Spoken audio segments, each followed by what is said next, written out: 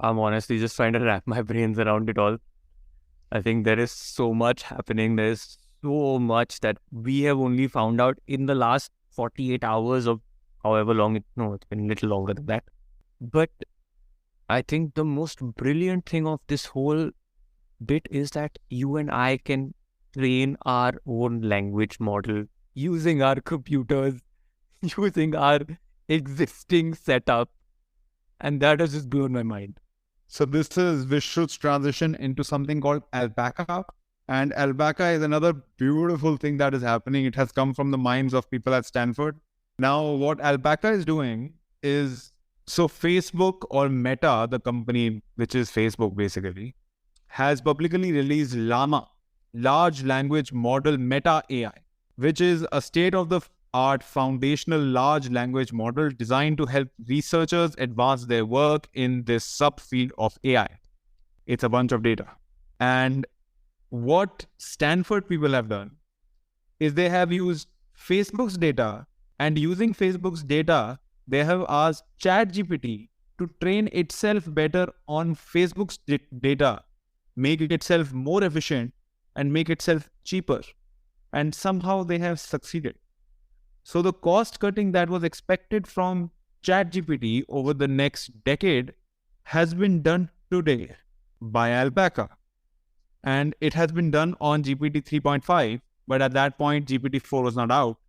Now they are planning, why don't we do it with GPT 4 and just train it on Google's API, which is Palm, which is like 500 times bigger set of data than Meta's or Facebook's.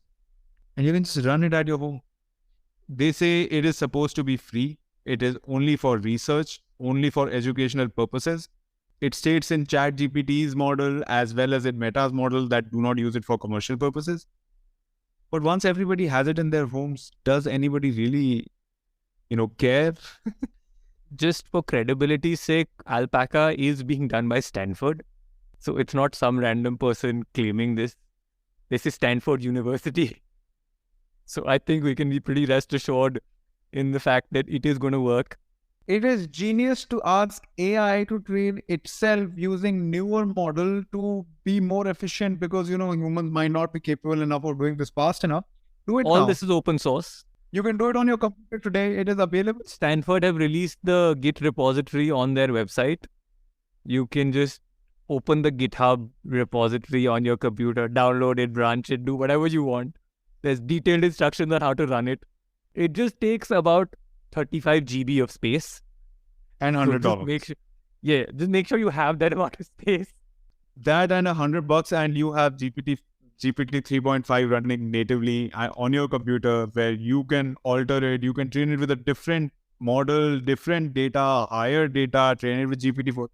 Go ahead. I remember with Hemel, we spoke about this, and he was talking about how hard it would be to train it and how there are some open source training AIs out there and how difficult it is, what the setup you need. And he was giving us full system requirements and things like that, which we thought was going to be impossible for any normal human being to have.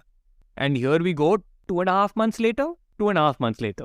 I just love it. It is amazing. It is, I think, from both our tones, it's just giving it away how excited we are about this. I know we sound like two kids who've been left in a candy store and have been jacked up on sugar, but this is just how it is.